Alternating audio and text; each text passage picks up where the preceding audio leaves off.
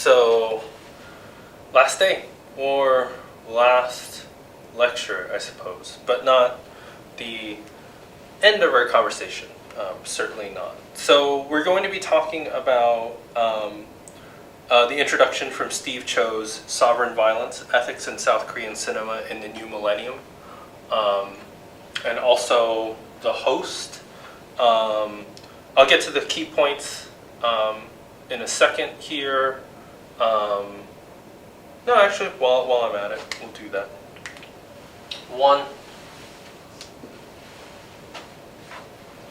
critical historical reflection.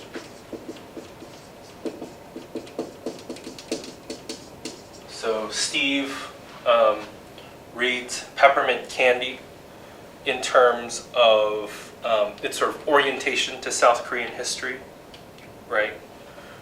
On 32, I'll go ahead and read this. Peppermint Candy gives us a chance to reflect on the ways in which Young-ho has willfully forgotten the historical legacy of Gwangju in contemporary South Korea.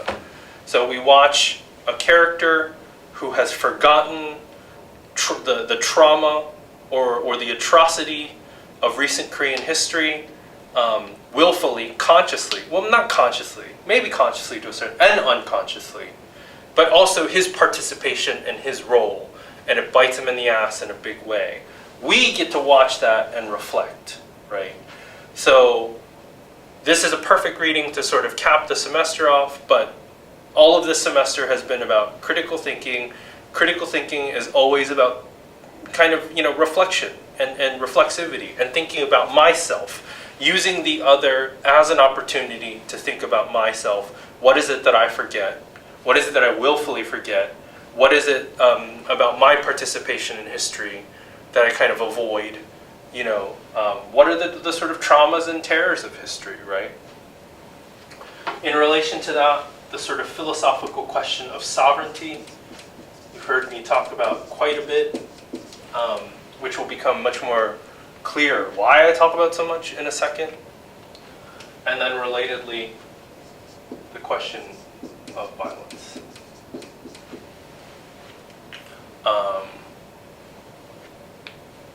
But yeah, so I do want to talk about the film, not too much, but just a few points. I think that this is, I'll show Parasite next semester, but I wasn't going to do it this semester.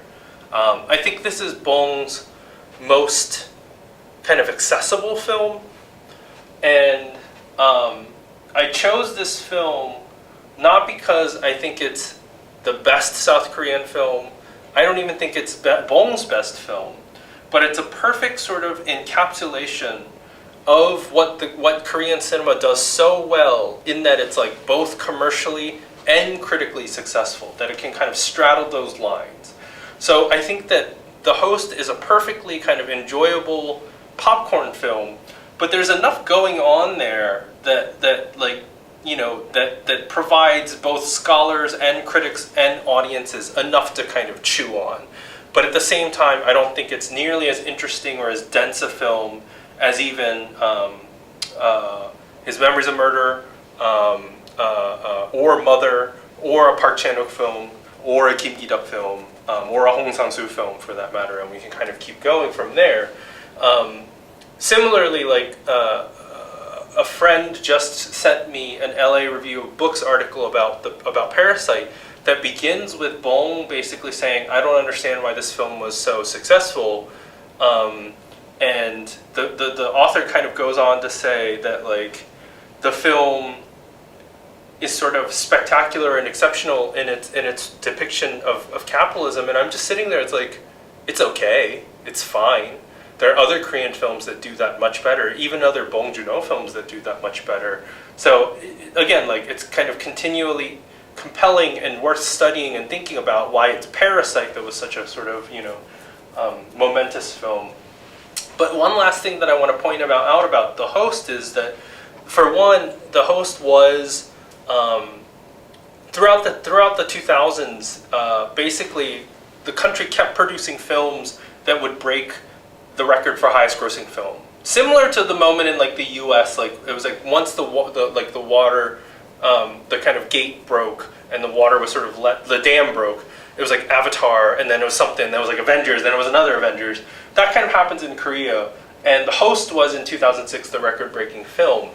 But what's so great about it, and what doesn't get talked about in like the English-speaking context, is that it's not like everyone is like, in the country is like, oh, The Host, it's great, long live Korea and Korean cinema. It's not like that. Actually, the big controversy around The Host was that it was screening on so many screens in theaters around the country that there was a big hubbub about, like, of course it's breaking all records, it's the only film in theaters. So, like, going back to the screen quota and distribution, and especially like in this case where it's like a film that was set up to succeed because everyone knew it was going to be a big commercial success because Bong was already a big deal in the country at that point. This film before that, Memories of Murder had already done well. So, and this had big stars, it had big CGI, it was a big blockbuster. And so, all the theaters were screening it. And I could probably find the number fairly quickly. I don't have it off the top of my head. But, the media and audiences were like, hey, you can't do this. You can't just basically take up all retail space. There needs to be space for other films, right? Probably both American, but certainly Korean.